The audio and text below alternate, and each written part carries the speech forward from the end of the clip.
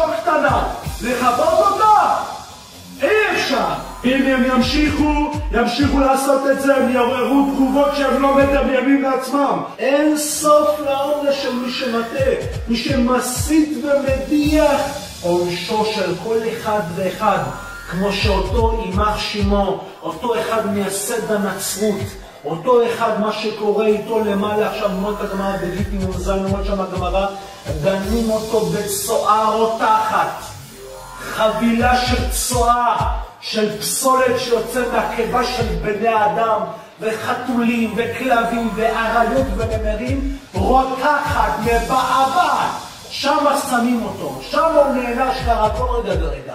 זה ככה, את זה לא הבאתם, כל הכנסיות, כל הצלבים שלהם, הצלב הגדול הזה על הארו בברזיל, מתפוצץ לרסיסים, לכל העולם, וכולם יראו את זה.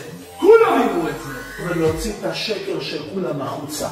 את השקר של הנצרות הזאת החוצה.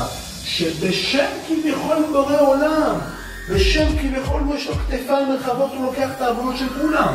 של כולם, את העוונות של כולם הוא ייקח. שום דבר, כולכם תהיו נקיים, כולכם תבואו לשתף של גן עדן.